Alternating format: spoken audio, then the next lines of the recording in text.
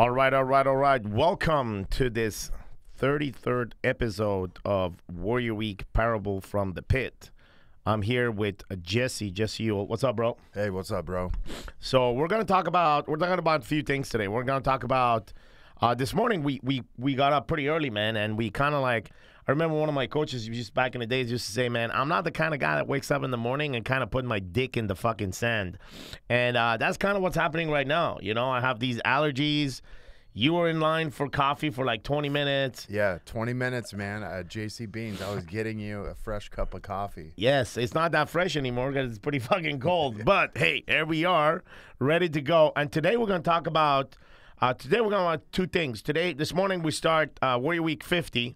And we're going to talk about specifically another pain that is common among men, and that's the pain of betrayal. So right about after this commercial, we will begin. That's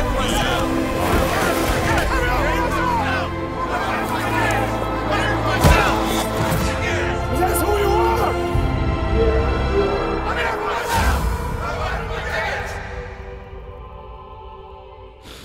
All right. Okay. We have over 1,000 graduates of Warrior Week. And in that context of 1,000 graduates of Warrior Week, we have seen over and over and over at least 50% of them being in a betrayal situation, specifically when it comes to relationship. Either they have betrayed their wife or their wife have betrayed them.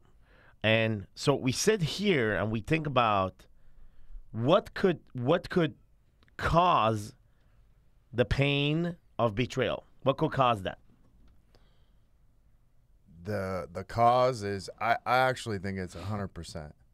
Because here's why, is like, even if it didn't actually happen, we create the story that it did happen. Yeah. And when we create that story, then a man or a woman goes to that other side. So I really think betrayal starts earlier in a relationship before something actually happens. And it could just be betrayal of the mind, where something physically may not happen, but there's always a betrayal somehow. Like, I could even think of, even a friendship. It's like, if I feel like you betrayed me, then I act that out, whether you did or you didn't, but I act that out in the energy I'm giving back to you. And so I think in terms of relationships, we do this shit all the time. If I think my wife did something that I don't like, I act that out in energy. Yes. And so I send her that energy of, hey, you betrayed me or you did this to me, when all it is a story I created in my own mind. Now, whether I act that out and take that on, that's what starts down the path of betrayal. So what you're saying, in other words, is you betrayal, like there's a betrayal that happens between you and your true self. You feel distance from who you actually are because of the stories created in your mind. And some of them may actually take you further, right? Like you mentioned, you may be in a situation with a friend or with your wife or someone else that you kind of feel betrayal because of a story that you create in your mind, and that takes you away from your character and who you truly are. Yeah. And then the more you stack these stories in your mind, the more this gap takes place. And then eventually there's going to be a physical manifestation of these feelings stacked up by these stories. And that may be you, for example, or me, like just fucking losing it, screaming at someone. It could be at a kid. It could be at a friend. It could be denial, and it could be like, okay, I'm going to isolate myself. Or it could be to a point, well, I'm going to physically now get engaged with another person, like sexually, let's say, right? Mm-hmm. And as a manifestation of these feelings that kept me away from my wife or my husband in that. Do you see that? Yeah. Well, here's what I believe is, like, if a man cheats, he's felt betrayed not once, not twice, not 3 times, not 4 times. He's felt betrayed several times from his wife.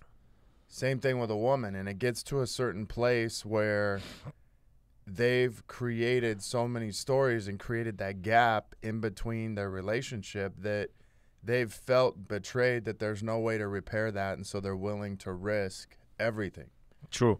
And guilt and shame builds up, and it's kind of like the driver of this patterns and behavior and like self-sabotage. I want to touch about specifically the topic of guys cheating on their wives and the wives cheating on guys. So here's what we have seen over 50 Warrior Weeks. There is a difference between a man who has cheated on his wife and a man that was cheated by his wife. There's totally a fucking difference in their character. Like, there is this weird place where guys that have been betrayed by their wives, have been cheated on their wife, no matter how much a lift they get through this process, any other fucking process, they always have this tendency to go back to the guilt and shame or whatever story that is associated with that trauma that they experienced. We have seen guys over and over coming into Warrior Week, inside of the Kingdom Challenge, going in and sort of like dealing with this only to fall back exactly where they were originally. Yeah. And now in the process, throwing stone at every single person and every single process that actually helped them come out of that fucking pit.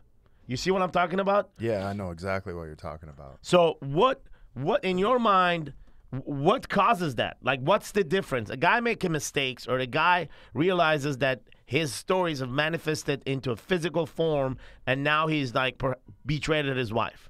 But the reality is that he's regretful and he wants to make it up, and he wants a chance.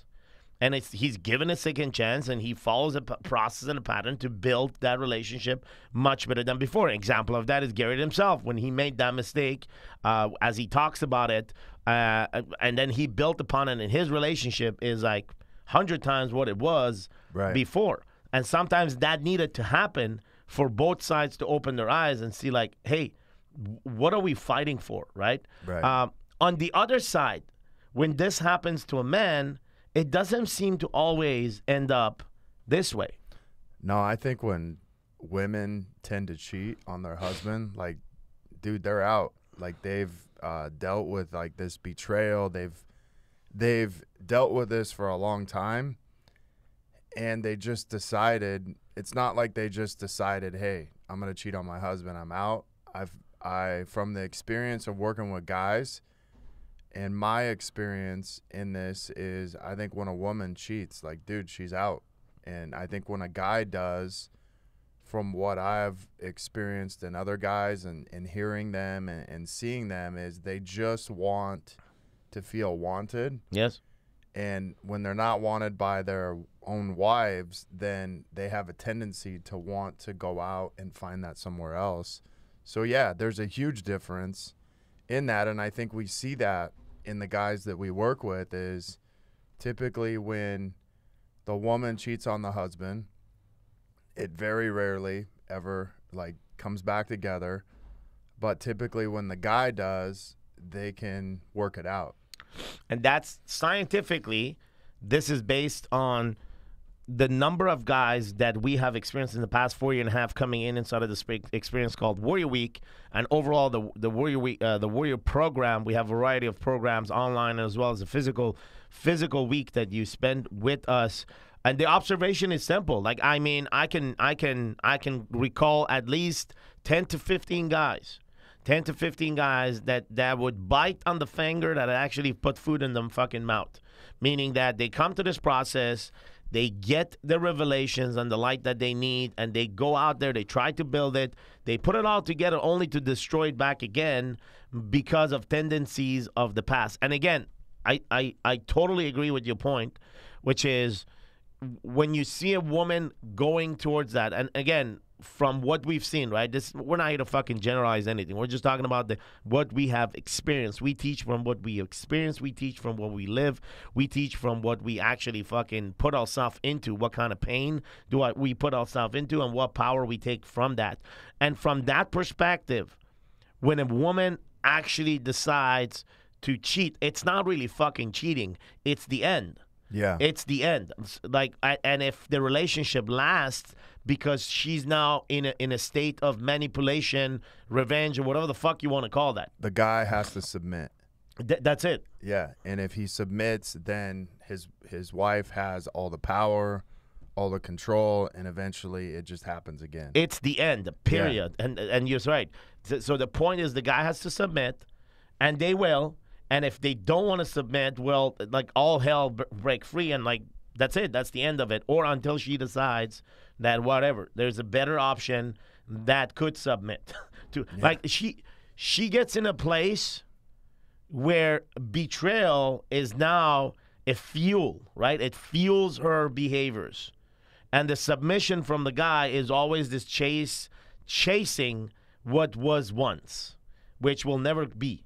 Right. And women, women don't want a guy that's going to fucking submit. True. As much as we believe that, like, at the end of the day, a woman does not want a guy who's going to submit because he's fucking weak. Yes. And when he's in that place, a woman will eventually find someone else that won't do that. Yes.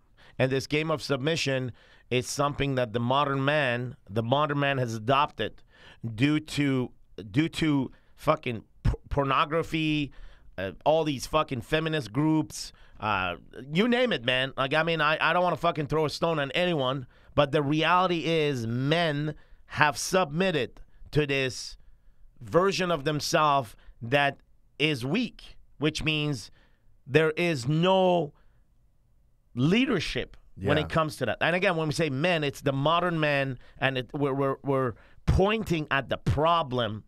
We're not pointing at all men or other individuals. And if you're listening to this and you're like, bro, like I got my shit handle, I don't know what the fuck you guys talk about. Like I kind of agree with what you guys said, but it doesn't fucking apply to me. I get you. But here's the reality. What we are used to doing today as men is that we use our ego not to lead, but we use our ego to justify our fucking assumptions. Yeah. So now we assume that submission is the path. We assume that being a pink guy. You know what a pink guy is? This is direct translation from French to English, so I don't even know if this fucking expression. In French is l'homme rose. It's like fucking like the pink guy. The pink guy is a submitted guy. The pink guy is like basically like he's handled his balls on a silver platter to his wife or the woman that he's with, and like, dude, there's no fucking character whatsoever. Yeah. Like you never see the pink guy. Like, as a friend, you never fucking see him until, like, the wife goes out and has a night with his girlfriend. Then he calls you, like, 200 times. Like, where you at, bro? Where you at, bro? Where you at? Let's get together. But other than that, you'll never see the fucking pink guy. You know what I mean? Yeah, for sure. And that may be a new expression. That was the dude in, when you were, like, 20, 21, that as soon as he'd get a girlfriend, he'd disappear for, like, 6 months to a year. And then all of a sudden, when they broke up, he'd call you, or she went out, he'd call you and be like, dude, let's go out. Dude, nonstop. It's like, I haven't heard from you in a year. I had a friend, Mike. Dude, this guy was exactly like that. And like, but the patterns and behaviors would always repeat itself. Exactly. 6 to 8 months, complete disappearance. After that, an aggressive approach on let's go out, let's do this. I'm at your house, where you at? Like, and then after like 2 rounds of this, you're like, bro. Then Mike would find a girl at the bar. At the bar, yeah. 6 to 8 months would go by and you wouldn't see him again. It's always at the bar, and it's always like some girl that has all these weird shit. And like dude, Mike had this Honda Civic, right? It was fucking awesome. He built it up, he souped it up back in the days, and like he handled that car to this girl after a week. Oh. And the girl the girl took it and crashed it. And then she broke up with him. And then Mike was at my house on my couch because he wanted to hang out, man. Of course he did. He didn't have anybody to hang out with. So who's the modern Mike in a marriage, in a relationship, right? The modern Mike, maybe it's not a guy that doesn't call his friends. But the modern Mike is a guy that is kind of distant with himself, man. And it's just submitted like, as we talk through this, I think of like the betrayal is we betray our soul and believe our mind over our heart. Yes. And so we begin to betray ourselves as a modern day man, and we begin to submit because we're numb to what's going on around us. Totally. And that happens when we are actually out of awareness.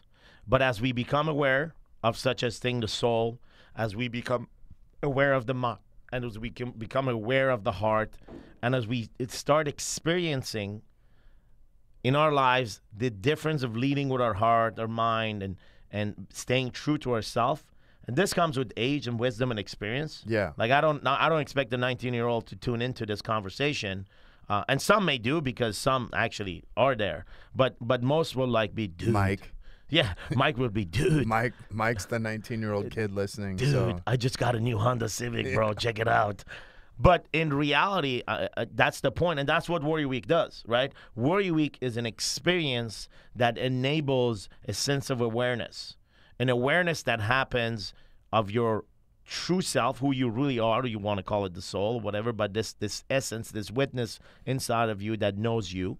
And then there is the aspect of your heart and your mind, and the distinguish between both, and how leadership comes in with both, right? Sometimes you lead with your mind, sometimes you lead with your heart. Yeah. But the reality is there's a distinction.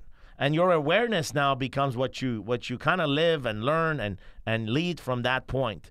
And it's remembered because you actually teach that to your kids and other men that are perhaps on the path or awakening. That's what Warrior Week does, and that's what this week is all about. Warrior Week 50, we have over 21 guys coming in, a brand new location, and that's where the experience has been. And you've been to multiple Warrior Weeks. You've ran multiple Warrior Weeks with me.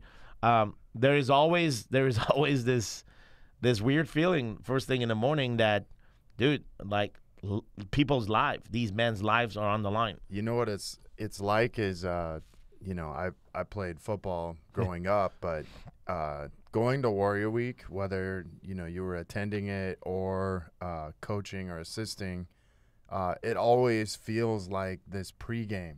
Yeah. And you have like these butterflies, and the crazy thing is like we are responsible for these men, their kids, their wives, their families.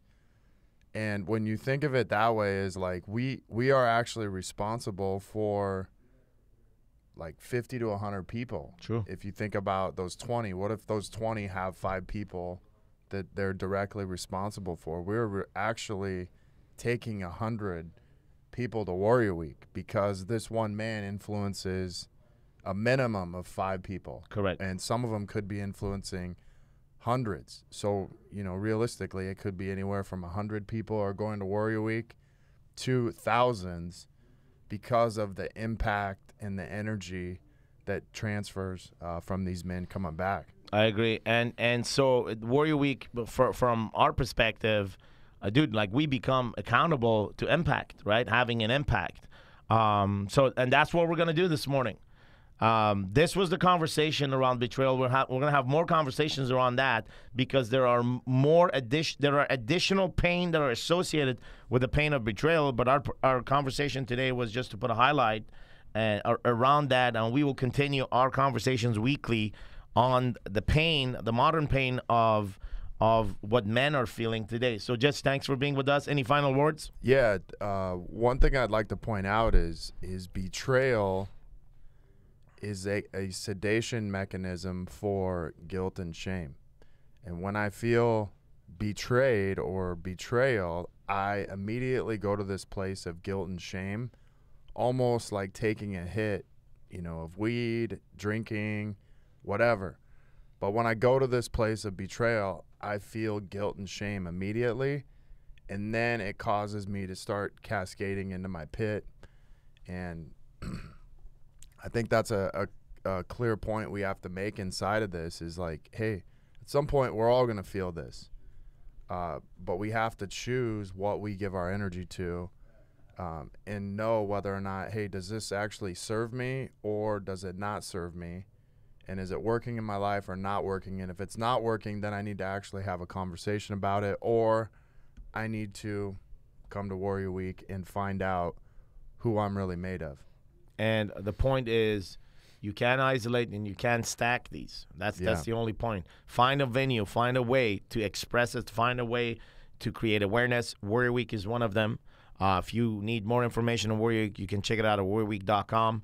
You can also watch more of these podcasts and listen to these podcasts on iTunes and just look for Warrior Week Parables from the Pit. Thanks for being with us. Jesse, thanks for being here. I will see you guys on the next show.